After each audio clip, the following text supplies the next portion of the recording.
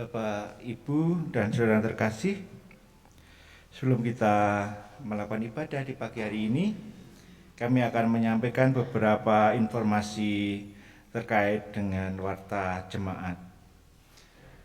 Yang pertama, segenap majelis mengucapkan selamat datang dan selamat beribadah kepada seluruh jemaat GKJ Karangalit dan juga para tamu yang ada pada saat ini di gedung gereja, di rumah maupun di mana saja berada. Kiranya ibadah pada saat ini boleh berjalan dengan damai dan sejahtera dan menjadi berkat bagi kita semua. Bapak, Ibu, dan saudara terkasih, pelayanan firman pada ibadah hari ini akan dilayani oleh Bapak Pendeta Sri Bangun Wismono. Beliau pendeta dari GKJ Salatiga Timur. Segenap majelis dan jemaat mengucapkan selamat datang dan selamat melayani. Rapat pleno majelis akan dilaksanakan pada hari Senin tanggal 9 Mei 2022 pukul 18 tempat di gereja. Mohon segenap majelis dapat memenuhi undangan ini dan mohon juga untuk jemaat untuk dukungannya di dalam doa. Untuk pembelajaran Alkitab wilayah Grogol akan dilaksanakan besok pada hari Kamis tanggal 12 Mei 2022 pukul 17.30 bertempat di Ibu Supangat, pembawa firman Bapak Pujiono, MC Ibu Ani Parianto, dan atas perhatian dan kehadiran dari jemaat disampaikan terima kasih. Informasi untuk katekisasi nikah telah dilayankan kelas Brina Pranikah atau katekisasi nikah oleh Majelis Jemaat GKI Ambarawa atas diri Saudara Aji Prasetyo Putranto, putra Bapak Ibu Slamet Sugiarto, Jemaat Wilayah Perumda, dengan Saudari Claudia Vinska Finansia, anggota Jemaat GKI Ambarawa. Untuk peneguhan dan pemberkatan nikah akan dilaksanakan pada hari Sabtu tanggal 28 Mei 2022 jam 9 dan pelaksanaan akan dilakukan di Gedung Sinode GKJ. Mohon dukungan doa untuk terlaksananya kegiatan ini. Informasi untuk bunga mimbar. Petugas bunga mimbar Minggu tanggal 15 Mei 2022 wilayah Grogol. Bunga bisa menggunakan bunga segar ataupun bunga dari plastik. Untuk laporan persembahan pada ibadah Minggu 1 Mei tahun 2022 terkumpul secara total 7.324.000 rupiah. Baik Bapak Ibu, kami persilahkan untuk mempersiapkan diri memasuki saat teduh. Kita akan bersama-sama memasuki ibadah di pagi hari ini.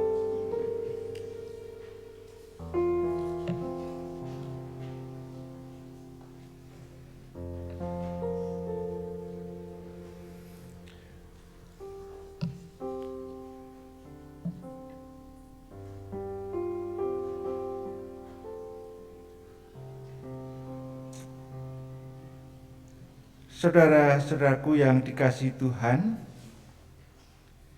Kristus sudah bangkit dan mengalahkan maut. Marilah kita memasuki ibadah Minggu Paskah keempat ini dengan keyakinan bahwa kebangkitannya memulihkan hubungan kita dengannya. Melalui kebangkitannya, kita beroleh hidup kekal dan tidak seorang pun dapat merebut kita dari tangannya.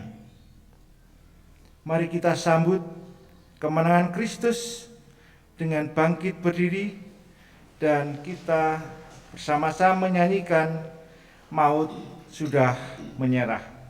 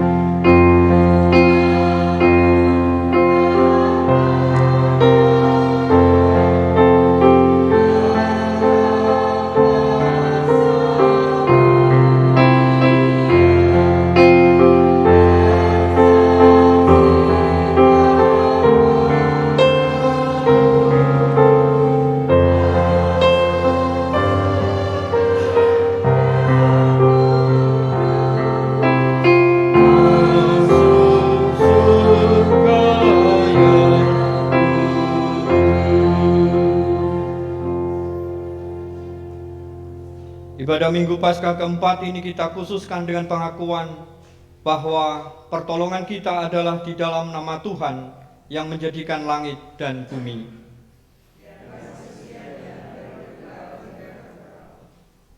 Kasih karunia dan damai sejahtera dari Tuhan Yesus Kristus ada pada saudara. Silakan Tuhan.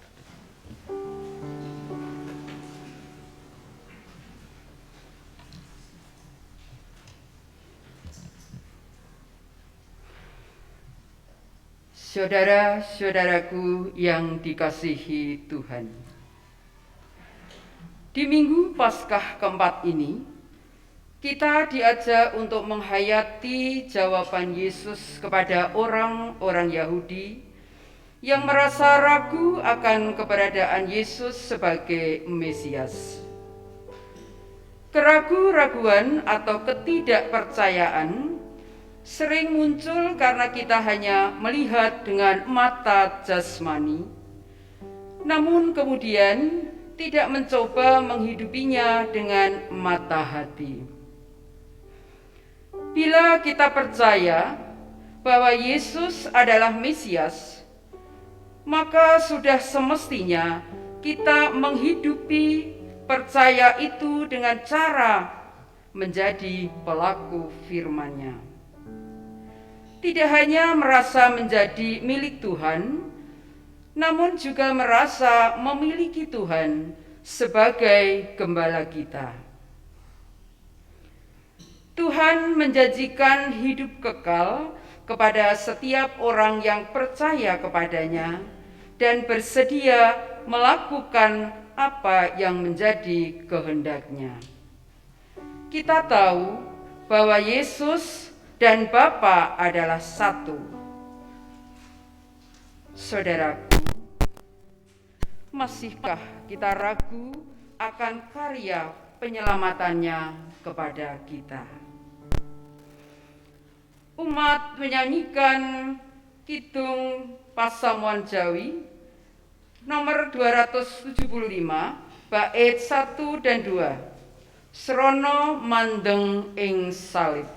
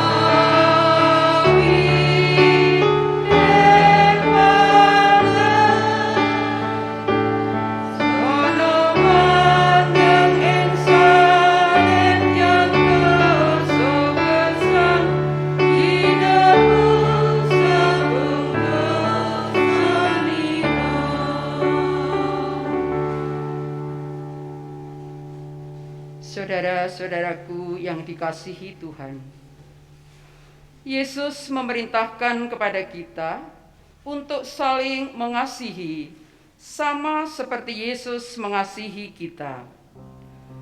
Namun seringkali kita lalai melakukannya dan lebih suka menuruti kepentingan sendiri. Kita justru sering mengedepankan ego kita supaya orang lain mengasihi kita. Sedangkan kasih kita kepada sesama hanya sebatas ucapan di bibir saja. Kasih yang sering kita dengar di sini, bahkan sering kita ucapkan di sini, tidak mewujud nyata di dalam kehidupan kita. Tanpa sadar, kita lebih memilih kasih yang menuntut daripada kasih yang tanpa syarat. Lalu, akankah kita pantas disebut murid-murid Yesus? Jemaat dimohon untuk mengambil doa pribadi sejenak.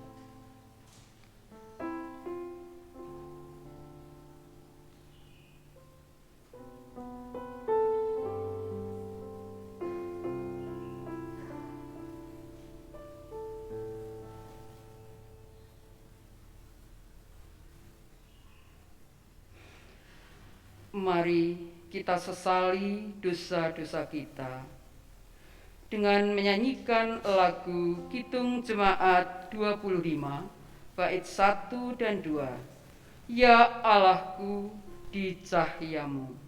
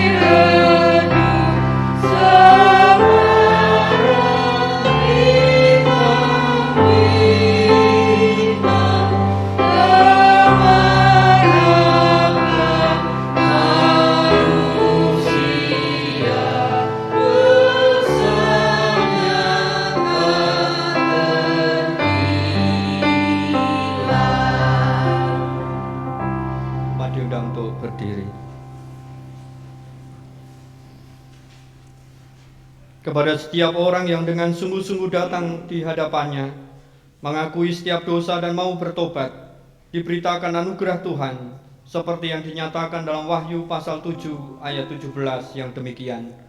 Sebab anak domba yang di tengah-tengah tahta itu akan menggembalakan mereka dan akan menuntun mereka ke mata air kehidupan, dan Allah akan menghapus segala air mata dari mata mereka.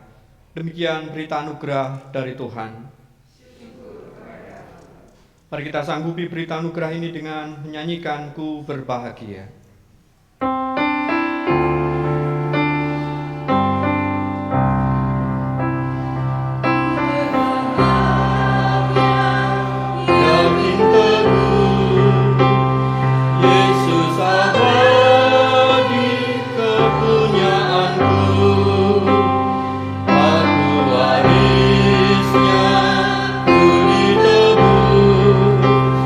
Ciptaan baru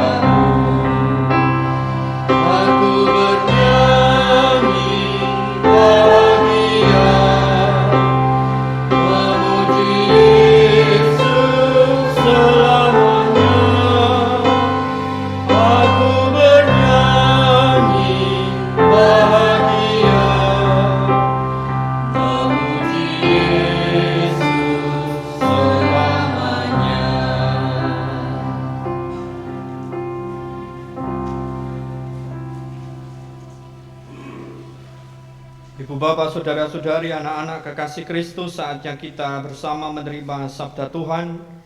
Sebelumnya mari kita persiapkan hati pikir kita untuk menyambut sabdanya. Kita bersatu hati dalam doa. Engkau mengolah hati dan pikir kami menjadi tanah yang subur, siap menerima rema benih sabdamu, sehingga benih sabda yang tertabur itu sungguh bertumbuh, berkembang, dan berbuah di sepanjang kehidupan kami. Taburkanlah ya Allah kami, hati dan pikir kami, menjadi tanah yang subur, yang siap menerima taburan sabdamu itu. Di dalam Kristus Yesus Sang Sabda yang hidup kami berdoa. Amin. Firman Tuhan yang menjadi sumber warta kebangkitan kita di minggu Paskah keempat ini diambil dari Injil Yohanes pasal yang ke-10.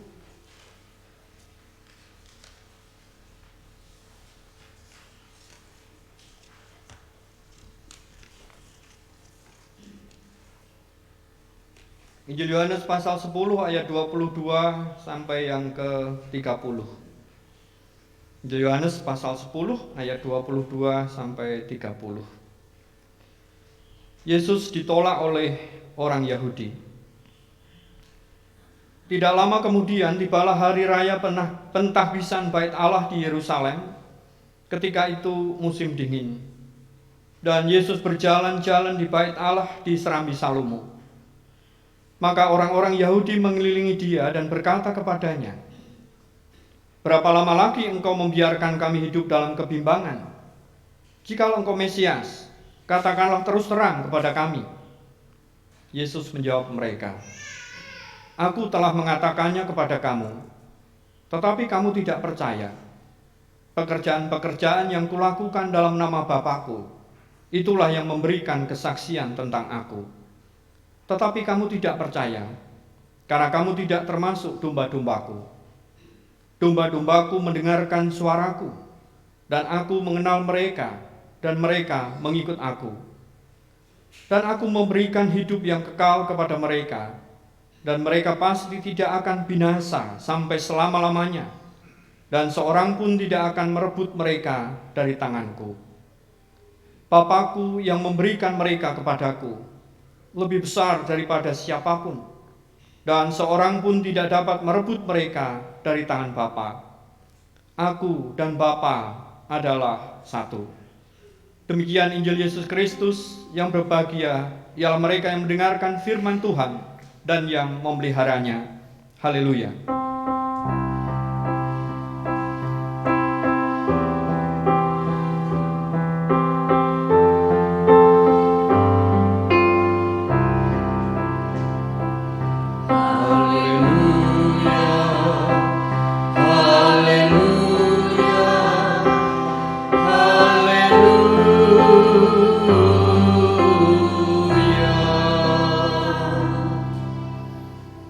Ibu bapak, saudara-saudari, anak-anak kekasih Kristus, di minggu Paskah yang keempat ini kita akan menghayati bersama tema yakin atau ragu.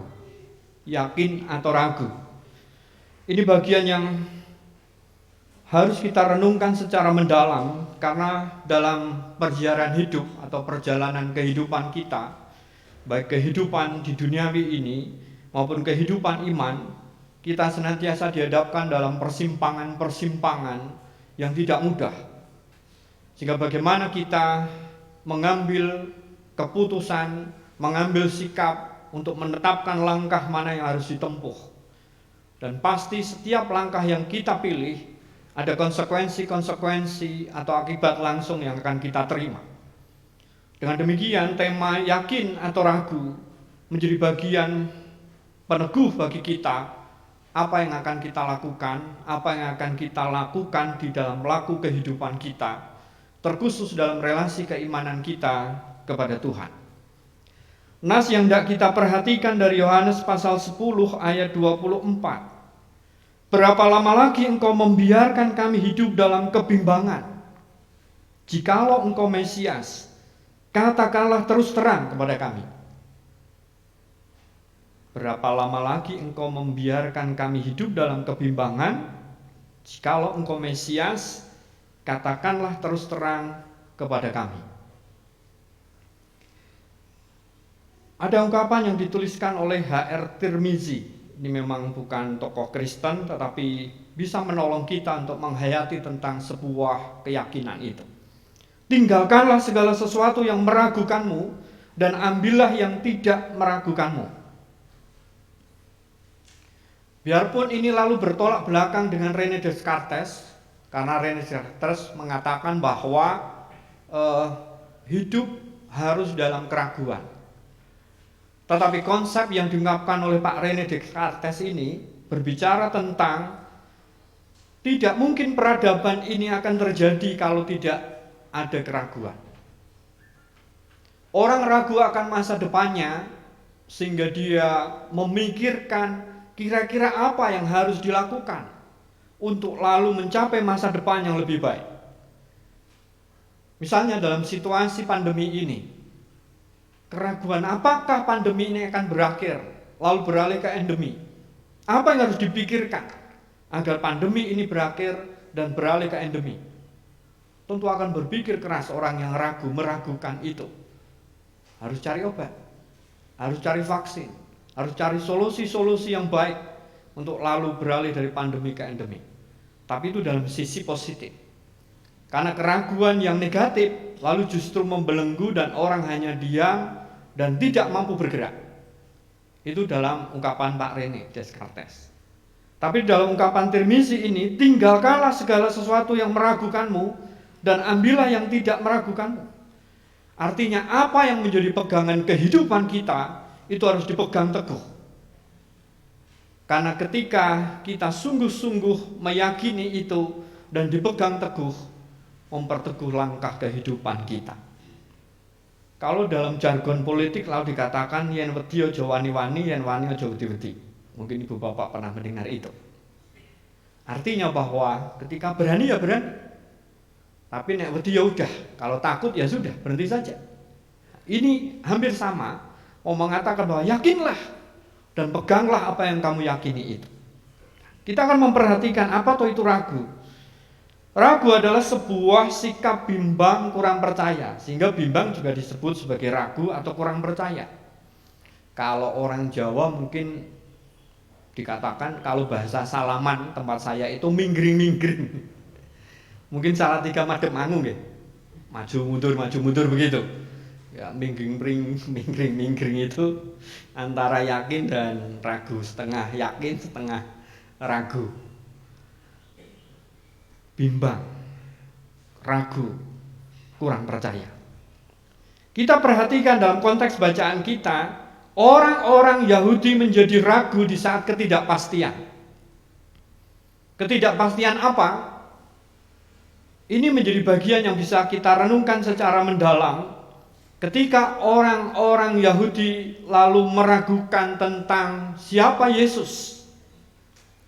Sangat jelas karya dan karsanya, perbuatan-perbuatan ajaib, mujizat-mujizat yang Tuhan nyatakan, tapi juga karsa, pengajaran-pengajarannya yang tidak bisa dibantah. Tetapi kenapa orang-orang Yahudi ini ragu, merasakan tidak pasti bahwa benar enggak Yesus itu Mesias? Kita bisa memperhatikan bahwa keraguan dapat memicu timbulnya berbagai masalah. Saya mencatat ada 3 ketika kebimbangan atau keraguan ini dibiarkan. Yang pertama, berkembangnya perasaan tidak aman. Lalu yang kedua, menurunnya harga diri seseorang. Dan yang ketiga, meningkatnya rasa depresi, frustasi, dan putus asa. Mari kita cermati 3 ciri ini dalam kehidupan orang-orang Yahudi yang mempertanyakan tadi.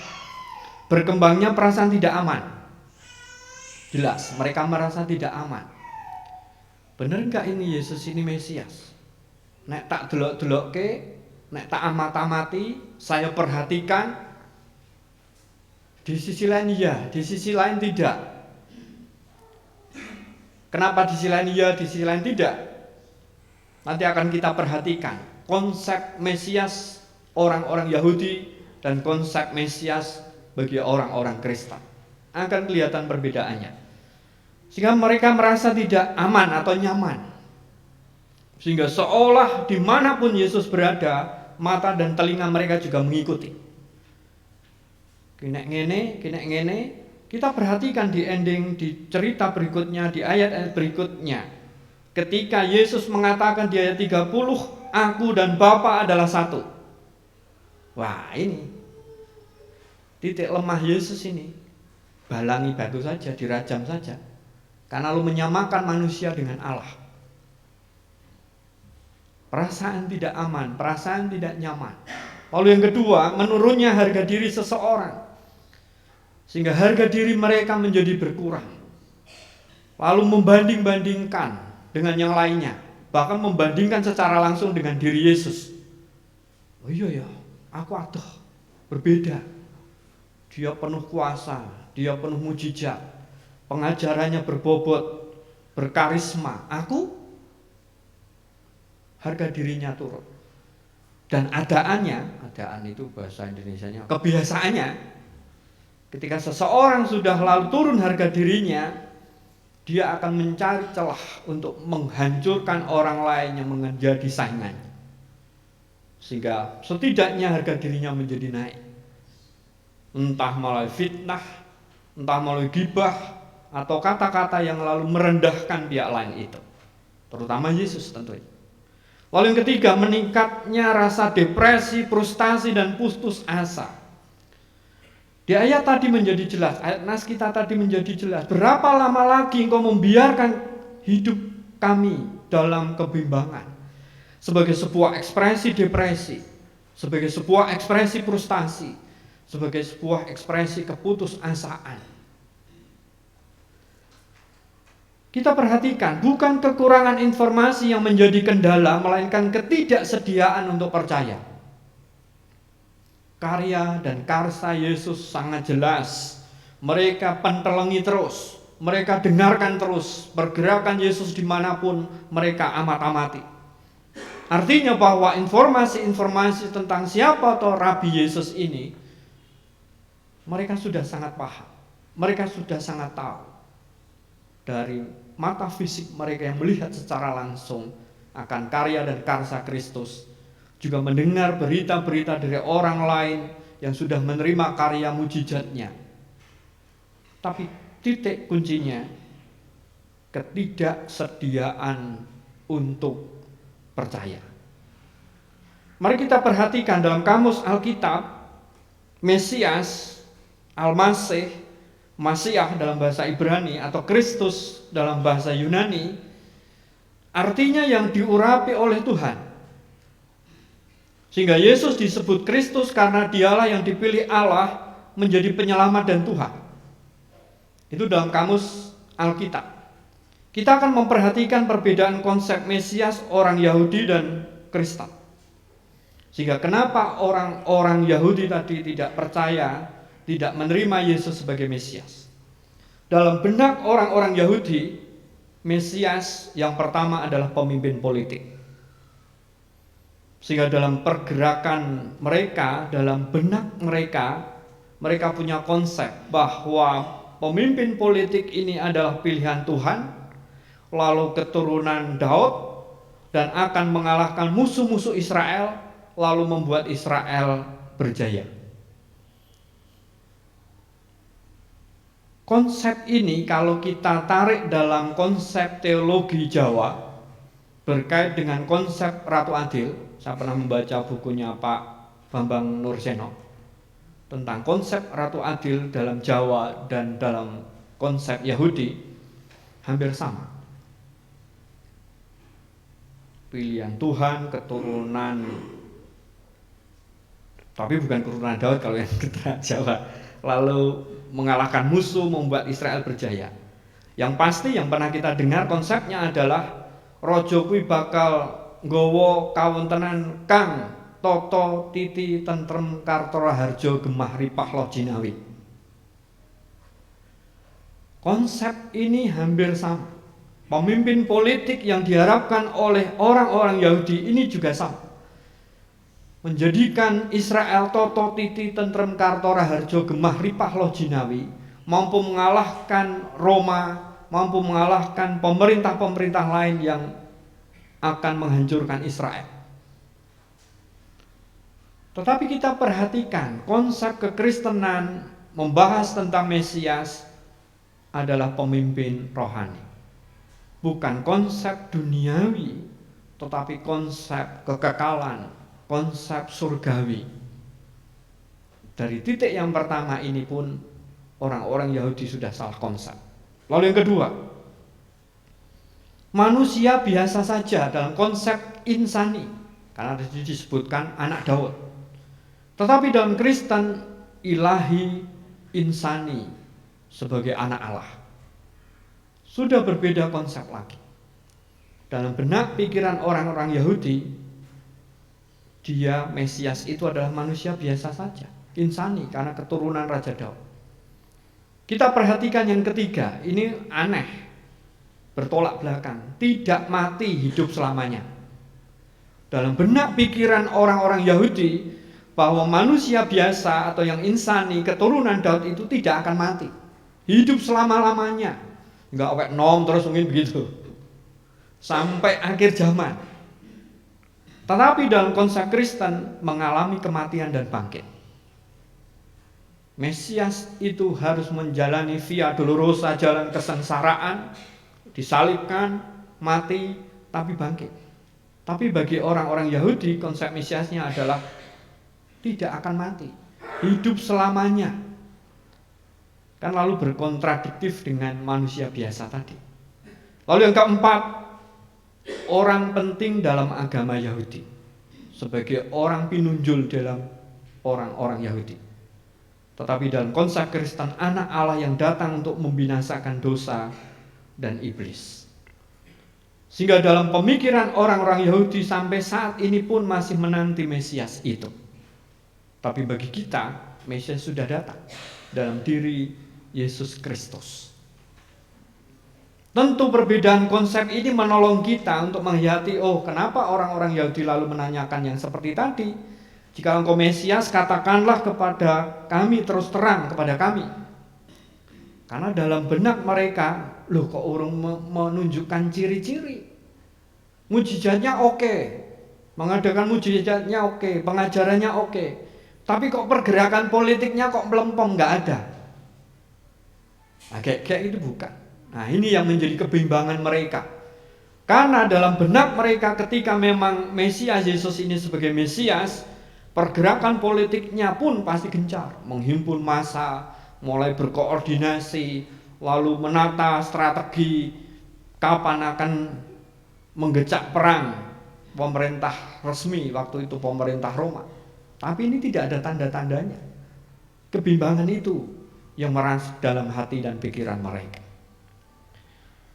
Bagian ini menjadi bagian yang bisa kita tarik dalam kehidupan kita. Bagaimana pula konsep kehidupan kita tentang Yesus sebagai Mesias? Apakah Mesias yang hanya mencukupi kebutuhan perut, mencukupi kebutuhan jasmaniah, mencukupi kebutuhan dunia kita?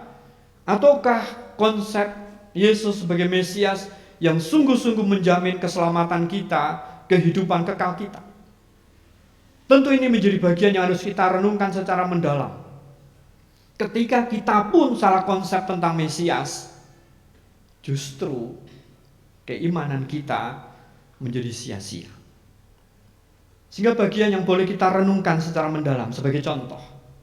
Ketika kita datang beribadah, ketika kita membangun persekutuan, ketika kita membangun keintiman dengan Tuhan, apa motivasi kita? Saya menggambarkan secara sederhana. Kalau kita datang ke gereja untuk mencari untung atau bersekutu membangun keimanan kita, membangun kebaikan kita, kesalehan kita sebagai wujud syukur, tetapi motivasi kita mencari untung, kita tidak ubahnya seperti pedagang. Berarti nek saya melakukan kebaikan, ya saya harus mendapat upahnya. Padahal kita sudah mendapat upah, keselamatan. Benar dalam konsep yang ditulis oleh Suhardi Mbah Broto dalam pokok-pokok ajaran gereja bahwa Syekh Rahmat tumumpang ing Syekh Rahmat. Berkat di atas berkat. Bukan berarti bahwa kita tidak boleh memohon berkat Tuhan, bonus tambahan dari keselamatan yang sudah kita terima, kesehatan, keluarga, pekerjaan, istri, anak-anak, boleh. Tetapi ketika dalam benak konsep pikiran kita bahwa ketika saya melakukan ini setia kepada Tuhan lalu mengharapkan, tentu menjadi persoalan. Kita tidak ubahnya seperti pedagang, ya harus bati. Nah aku ora bati, ya wis, esok-esok sorry ya Gusti, kamu tidak Gusti saya lagi. Yang kedua, kalau kita datang membangun persekutuan dalam konsep bahwa ya pantasnya nek minggu ibadah, nek Rebo atau Kamis atau Jumat PA atau persekutuan pemuda remaja. Hati-hati konsep ini. Ini tidak ubahnya kita seperti tahanan kota yang wajib lapor. Teko lu Tuhan minggu saya PA juga datang. Kan tidak seperti itu juga. Harusnya konsep kehidupan, keimanan kita menyadari bahwa aku butuh, tapi hati-hati nih. Ning orang nek gek butuh. Kita butuh kepada Tuhan, melakukan sebagai sebuah nilai bahwa ya aku memang butuh membangun relasi itu, membangun komunikasi dengan Tuhan itu, tapi bukan nek gek butuh. Nah, ini menjadi bagian yang penting. Sehingga catatan saya, ketika kita dalam perjalanan hidup dihadapkan dalam persimpangan-persimpangan jalan, catatan ini menjadi penting. Gambaran konsep kesan kita tentang Allah sangat mempengaruhi spiritualitas maupun pandangan kehidupan kita. Seperti apa toh gambaran konsep kita tentang Allah kita? Apakah konsep gambaran tentang Allah kita sebagai Allah yang transenden, yang jauh itu cukup jauh, tidak terjangkau, tan jinajakan, tan kena kinoyo ngopo, titik? Harusnya tidak, itu masih koma. Allah yang transenden, Allah yang jauh itu, Allah yang tan kena kinoyo ngopo, yang tan jinajakan itu adalah Allah yang imanen, Allah yang dekat.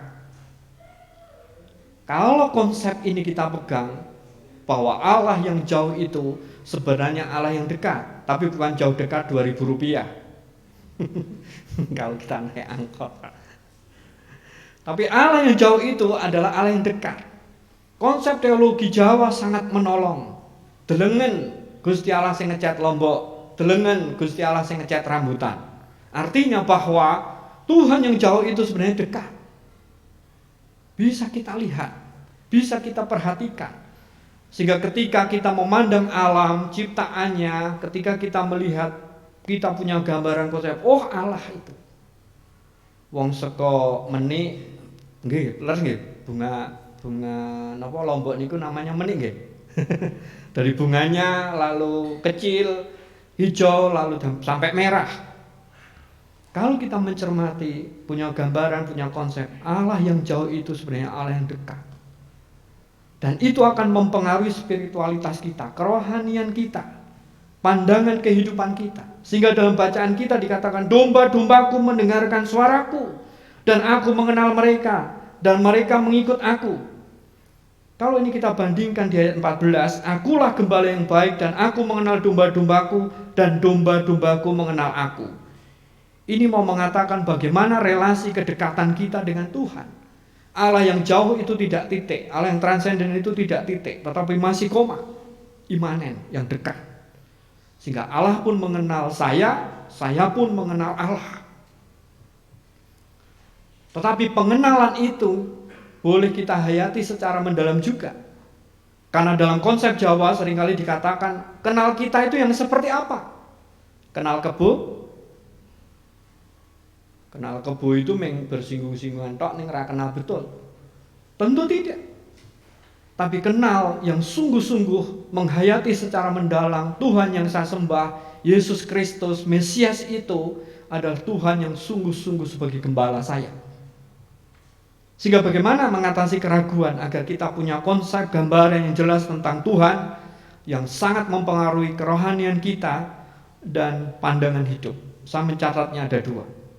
Yang pertama, berani mengambil keputusan. Dalam konsep liturgi kehidupan Protestan, ada satu hal yang menarik. Mungkin Ibu Bapak pernah mendengar atau belum. Pembaruan janji baptis. Nate mireng? Ini jarang dilakukan.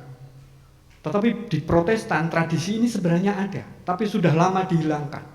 Sehingga di tiap minggu Paskah, idealnya setiap kita memperbarui janji baptis kita. Mungkin perlu kita hidupkan kembali tradisi ini. Dalam peristiwa Paskah, setiap orang mengungkapkan janji baptis, sehingga memperbarui imannya, sehingga berani mengambil keputusan. Bukan ketika kita dibaptis atau disiji lalu mengatakan nggih kanthi gemolong yang manah, waktu itu sudah cukup.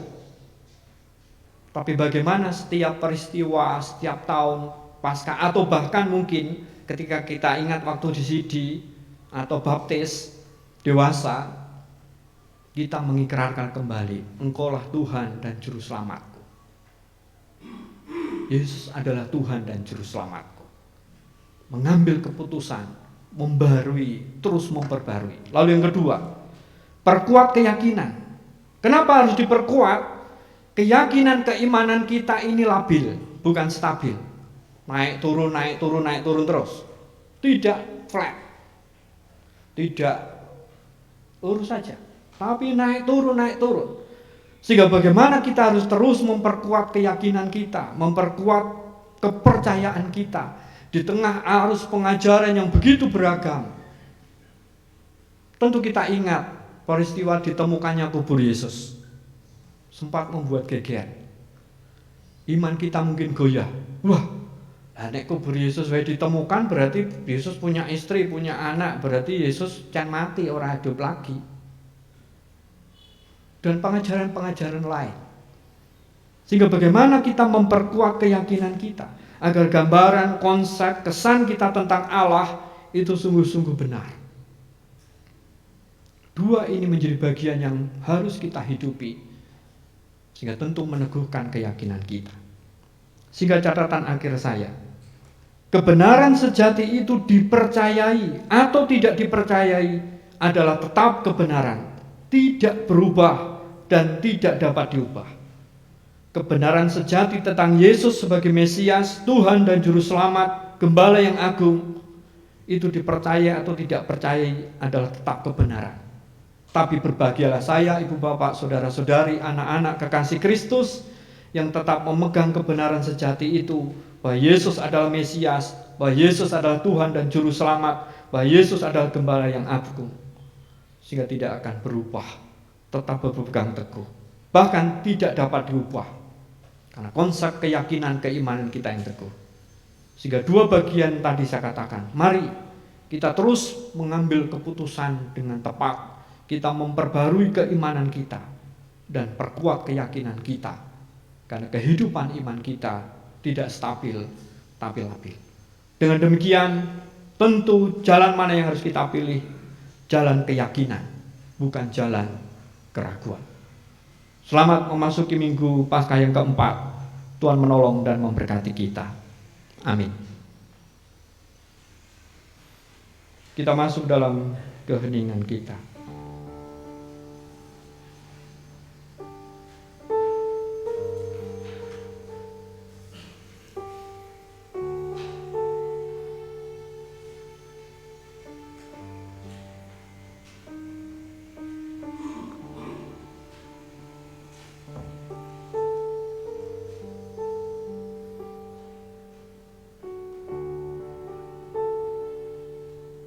Ya, teduh cukup. Mari kita satukan hati di dalam doa-doa kita. Ya Tuhan Allah Bapa Surgawi, kami mengakui bahwa dalam langkah perjalanan iman dan hidup kami, tidak ubahnya orang-orang Yahudi yang seringkali bimbang. Benar enggak bahwa Engkau itu Tuhan yang selama ini kami percayai, yang selama ini kami harapkan? Karena ketika kami dihadapkan dalam persoalan-persoalan, pergumulan, sakit penyakit yang lama, seolah iman kami menjadi redup sirna dan mempertanyakan benar enggak bahwa Engkau Gembala kami, bahwa Engkau Mesias, bahwa Engkau Tuhan, bahwa Engkau Penyelamat. Tapi sabdamu meneguhkan kami kembali bahwa Tuhan yang kami percayai, Yesus Kristus, adalah Mesias, adalah gembala kami. Sehingga ketika Tuhan mengizinkan peristiwa-peristiwa terjadi, susah, senang, sehat, sakit, dan berbagai peristiwa yang terjadi, semuanya bagian dari rencana Allah yang baik untuk membentuk iman kami yang semakin teguh di hadirat-Mu. Sehingga kami tidak bimbang, sehingga kami tidak ragu, kami tidak kurang percaya, tapi sungguh-sungguh yakin kepada Engkau, ya Yesus, sebagai Tuhan dan Juru Selamat. Saat ini kami bersatu hati dalam iman dan harapan umat-Mu GKJ Karangalit, berdoa untuk bangsa-bangsa di dunia yang masih bergumul dengan pandemi virus corona. Engkau memberkati para pakar yang secara serius mencari solusi-solusi untuk mengatasi pandemi ini. Bahkan juga pemerintah-pemerintah yang secara serius untuk menerapkan protokol disiplin kesehatan, untuk melaksanakan vaksinasi demi keselamatan masyarakat. Di sisi lain, pandemi ini varian-varian baru muncul. Tentu menjadi situasi yang sering kali menjadikan kami wasumelang, khawatir. Tetapi kami lalu memandang kembali kepada Tuhan yang penuh kasih setia, bahwa Allah tidak membiarkan situasi ini berlama-lama, tapi segera pulih kembali. Demikian pula ya Tuhan, situasi Rusia dan Ukraina dan negara-negara lain yang bergejolak, imbasnya sungguh sangat dirasakan negara-negara lain. Tuhan memberkati teman-teman, saudara-saudara kami bangsa Rusia dan Ukraina untuk memiliki hati kasih, memiliki hati damai, sehingga perang itu tidak berlanjut dan tidak menjadikan situasi yang semakin parah ketika bangsa-bangsa lain saling bek-bekan satu dengan yang lain. Tolong ya Tuhan, agar kami terus menyuarakan perdamaian di dunia ini.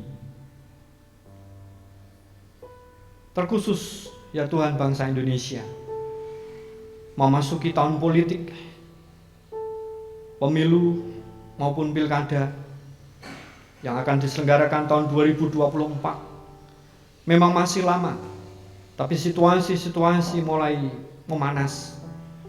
Biarlah Tuhan melimpahi kami bangsa Indonesia dengan kebijaksanaan, dengan hikmat, sehingga tidak mudah terprovokasi, tidak mudah terbawa arus, tapi memiliki prinsip yang jelas. Engkau memberkati para kandidat, calon-calon legislatif, maupun pemimpin-pemimpin bangsa kami, agar sungguh-sungguh anak-anak bangsa yang terbaik, yang mampu membawa bangsa ini kepada cita-cita bangsa, masyarakat yang berdaulat, adil dan makmur, sejahtera. Dan kami sebagai pemilih-pemilih boleh menjadi pemilih-pemilih yang cerdas, sehingga tidak mudah terprovokasi, tetapi memiliki prinsip yang jelas. Terkhusus Kota Salatiga yang juga mempersiapkan tahun politik itu, Tuhan juga memberkati para kandidat sungguh-sungguh menjaga Salatiga sebagai kota tertoleran, menjaga kebinekaan yang ada, mengayomi seluruh masyarakat, sehingga sebagai Salatiga hati beriman sungguh-sungguh mewujud. Demikian pula ya Tuhan untuk kehidupan gereja-gereja-Mu, terkhusus GKJ Karangalit yang juga ditimbali untuk bekerja sama dengan pemerintah dan juga masyarakat. Kehadiran kami bukan menjadi batu sandungan, tapi kehadiran kami menjadi jalan berkat. Fungsi garam dan terang itu sungguh-sungguh mewujud nyata. Berkati ya Tuhan untuk para pelayan-Mu, baik sebagai anggota majelis, pendeta, panatua, diaken, kehidupan pribadi maupun keluarganya. Terus Tuhan rahmati dan restui untuk menjalankan peran-peran tanggung jawab pelayanan di tengah-tengah kesibukan tugas tanggung jawab yang harus mereka emban di lingkup pekerjaan, rumah tangga, masyarakat.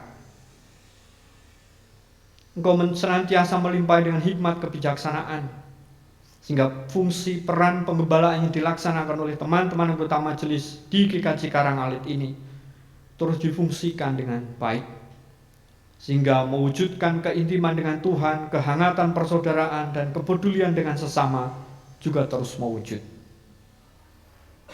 Demikian pula ya Tuhan, anggota-anggota komisi, kepanitiaan, dan tim yang Tuhan izinkan untuk dibentuk, fungsi mereka juga melengkapi tugas pelayanan gerejawi, sehingga kehidupan gereja yang senantiasa guyub rukun sayuk makaryo membuahkan nilai senang, regeng, dan gayang. Pribadi-pribadi yang wujud dalam dana, daya, dan doa juga menjadi bagian penting untuk menopang pembangunan jemaatmu di GKJ Karangalit ini. Terkhusus panitia emeritasi yang juga sudah mulai bergerak untuk mencari calon pendeta ataupun mempersiapkan segala sesuatu untuk pendeta emeritus. Tuhan juga memberkati hingga semuanya menjadi jalan yang terbaik untuk keberlangsungan pembangunan jemaatmu di GKJ Karangalit ini. Demikian pula ya Tuhan untuk Satgas Covid yang terus memerankan peran tugas tanggung jawabnya secara bertanggung jawab untuk mengawal kegiatan-kegiatan gerejawi, tim multimedia yang mendukung untuk kegiatan-kegiatan gerejawi, sehingga bagi yang tidak bisa mengikuti di gereja tetap bisa mengikuti, tetap bisa membangun iman dan harapan melalui rumah masing-masing. Engkau juga memberkati tim multimedia. Demikian pula ya Tuhan, pelayan-pelayan-Mu yang terlibat di dalam peribadahan, baik pengkhotbah, baik tim musik, song leader, singer, yang terlibat dalam pengajaran, guru-guru katekisasi, guru-guru sekolah minggu, pendamping pemuda remaja, juga Tuhan memberkati pribadi lepas pribadi ini. Apapun bagian kecil pelayanan yang diwujudkan, tidak menjadi sia-sia, tapi semuanya Tuhan berkenan. Dan Tuhan melipat kali gandakan berkat bagi kehidupan pribadi-pribadi yang terlibat dalam pelayanan Allah ini. Demikian pula ya Tuhan, pribadi-pribadi yang terlibat di pelayanan-pelayanan yang lebih luas, di PGI wilayah Jawa Tengah, di BKGS, di Sinode GKJ, maupun lingkup klasis Salatiga bagian selatan, Tuhan juga memberkati pribadi-pribadi ini, sehingga peran serta mereka berkontribusi dalam lembaga-lembaga yang diikuti. Demikian pula ya Tuhan untuk kehidupan umat-Mu GKJ Karangalit dengan segala pergumulan, harapan, dan kebutuhan hidupnya. Allah tidak pernah tinggal diam. Pribadi-pribadi yang sedang bergumul dalam relasi dan komunikasi antar suami istri, orang tua anak, mertua menantu, dengan saudara, dengan tetangga, Tuhan pulihkan kembali, hingga membangun atut rukun sesilihan kembali. Yang bergumul dalam kedukaan, kehilangan orang-orang dikasihi, dendam masa lalu, kepahitan, sakit hati, Tuhan juga pulihkan kembali. Damai sejahtera, sukacitamu melingkupi mereka, sehingga mereka gumregah kembali, semangat kembali untuk melanjutkan hidup, melanjutkan cinta kasih. Demikian pula bagian-bagian keluarga kami yang jauh di tempat-tempat lain, bersyukur beberapa waktu yang lalu boleh menikmati liburan bersama Idul Fitri, atau sudah mulai kembali lagi ke tempat kerja mereka masing-masing. Kami terhubung dalam doa-doa kami, terhubung dalam komunikasi-komunikasi kami, sehingga biarpun kami terpisah-pisah, kami terus merasa dekat. Demikian pula ya Tuhan untuk anak-anak kami yang masih berjuang meraih masa depan, para kaum muda yang terus berdoa berusaha mendapatkan pasangan hidup yang seiman, mendapatkan pekerjaan, menyelesaikan tugas akhir, merindukan momongan, kehidupan yang layak. Doa usaha mereka Tuhan rahmati dan restui, dan pada waktu Allah mereka mendapatkan yang terbaik. Anak-anak kami yang masih sekolah tingkat dasar maupun sampai tingkat atas, Tuhan juga membekali dengan teman teliti, pandai-pandai menjaga diri, sehingga apa yang mereka cita-citakan Tuhan berkenan. Demikian pula para kesepuhan, para orang tua kami, para adiuswo yang seringkali merasakan raganya terbatas, Jauhkanlah dari nglokro dan semplah, tapi terus bersemangat, karena damai sejahtera dan sukacita melingkupi kehidupan mereka. Demikian pula saudara-saudara kami yang berbahagia karena bertambah usia, ulang tahun pernikahan, menerima berkat-berkat khusus di dalam kehidupannya. Sukacita mereka, syukur mereka terus dinyatakan, karena Tuhan tak henti-hentinya menganugerahkan yang terbaik. Demikian pula ya Tuhan, terkhusus untuk saudara-saudari kami yang sedang menderita sakit, baik di rumah maupun di rumah sakit. Engkau memberkati mereka. Para dokter juru medis, Tuhan berkati sehingga boleh mampu mendiagnosa penyakitnya dengan tepat, memberi perawatan dan obat-obatan dengan tepat, sehingga membawa pemulihan kesehatannya. Cinta kasih, perhatian, perawatan keluarga, perhatian doa-doa kami sebagai saudara seiman, boleh membesarkan hati mereka, sehingga hati mereka bombong bingat dan memperoleh kesehatan. Pribadi-pribadi itu seperti Bapak Suharti Sutari Wiono, Ibu Darmin Ponco Pawiro, Ibu Kumbino, Ibu Menik Sutikno, Ibu Somo Tomo, Ibu Sri Kawanto, Ibu Tukir, Bapak Supriyo Hadi, dan juga saudara-saudari kami yang lain yang sedang sakit.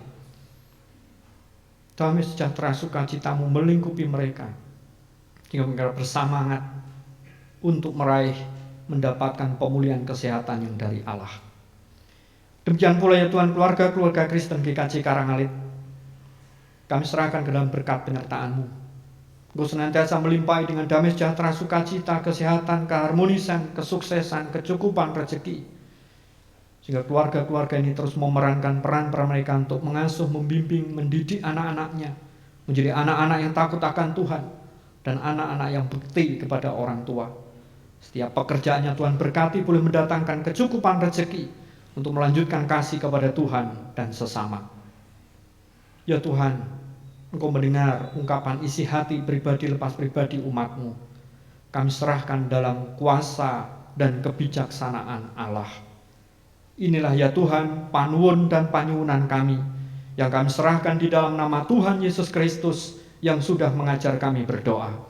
Bapa kami yang ada di surga, dikuduskanlah namamu, datanglah kerajaan-Mu, jadilah kehendak-Mu di bumi seperti di surga.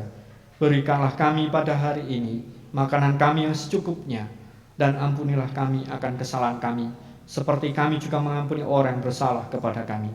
Dan janganlah membawa kami ke dalam pencobaan, tetapi lepaskanlah kami daripada yang jahat, karena Engkaulah yang punya kerajaan dan kuasa dan kemuliaan sampai selama-lamanya. Amin.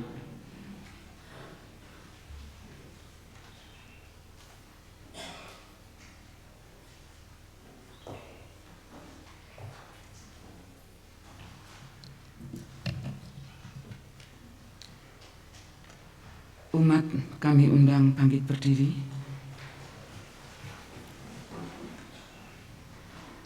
Bersama umat Tuhan di segala tempat dan waktu, marilah kita menyatakan kembali pengakuan iman percaya kita menurut pengakuan iman rasuli yang demikian.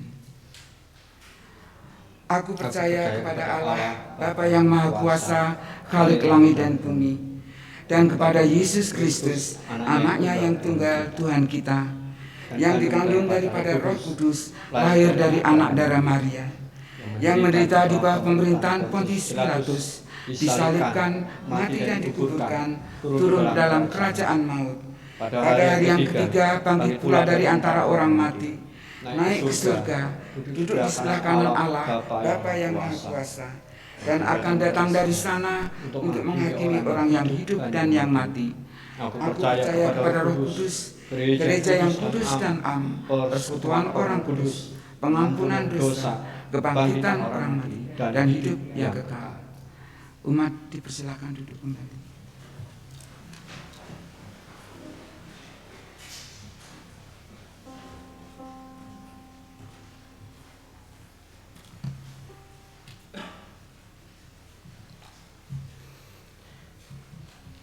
Saudara-saudaraku yang dikasihi Tuhan, sebagai ucapan syukur atas firman Tuhan yang meneguhkan, menyegarkan dan menguatkan kita, Mari bersama kita memuji Tuhan dari Kidung Jemaat 433 bait pertama dan kedua, Aku Suka Membagi.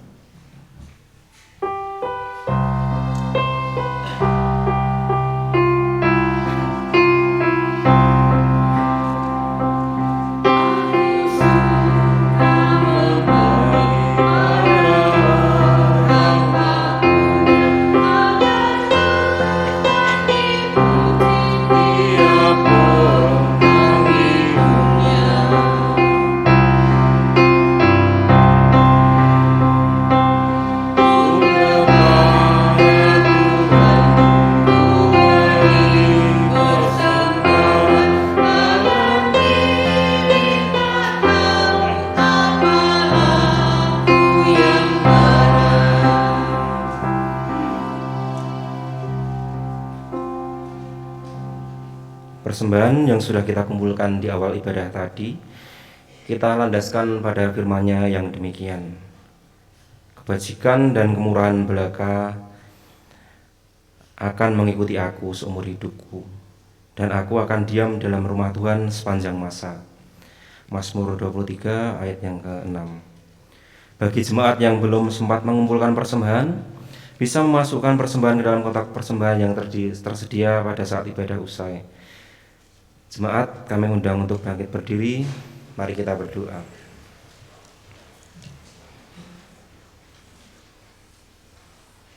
Bapa kami yang di surga, ucapan syukur kami haturkan kepadamu. Karena kemurahan-Mu kami bisa kembali beribadah minggu dengan penuh sukacita. Terima kasih atas firman-Mu hari ini. Kiranya firman yang sudah kami dengar bersama boleh tertanam di dalam hati kami dan menjadi suluh di dalam kami, menjalankan hari-hari kami ke depan. Kepada Bapak Pendeta Sri Bangun Wismono yang sudah Engkau pakai untuk menyampaikan firman-Mu, kiranya Engkau berkati kehidupannya, keluarganya, dan pelayanannya, sehingga warta keselamatan-Mu semakin diwartakan melalui pelayanan beliau. Kami juga mengucapkan terima kasih atas waktu yang Engkau berikan untuk mengumpulkan persembahan. Inilah persembahan kami, Bapa, baik persembahan mingguan, bulanan, ataupun persembahan khusus lainnya. Inilah wujud syukur kami atas berkat-berkat-Mu yang selalu melimpah di kehidupan kami. Kami menyadari persembahan kami tidak pernah sebanding dengan berkat-berkat-Mu yang selalu tercurah di dalam hidup kami. Namun kami selalu belajar untuk mempersembahkan yang terbaik kepada-Mu. Berkatilah persembahan kami ini agar dapat digunakan untuk sarana keluhuran nama-Mu. Kepada saudara-saudara kami yang Kau pilih untuk mengelola persembahan ini, berilah kebijaksanaan dan rasa tanggung jawab, sehingga persembahan ini sungguh-sungguh menjadi sarana pelebaran kerajaan-Mu di bumi. Bapa yang Maha Kasih, sebentar lagi peribadatan kami akan usai, liturgi ibadah sudah akan berakhir, namun liturgi kehidupan akan kembali kami mulai di tengah-tengah dunia. Berkati setiap kami agar hidup kami sungguh-sungguh bisa menjadi pewarta kasih karunia-Mu, sehingga nama-Mu semakin dimuliakan sampai di ujung bumi. Demikian doa syukur kami, ampuni segala dosa dan pelanggaran kami. Di dalam nama-Mu, Yesus Kristus, Tuhan dan Juru Selamat kami, doa syukur ini kami naikkan. Amin. Jemaat tetap berdiri, kita akan menerima pengutusan dan berkat.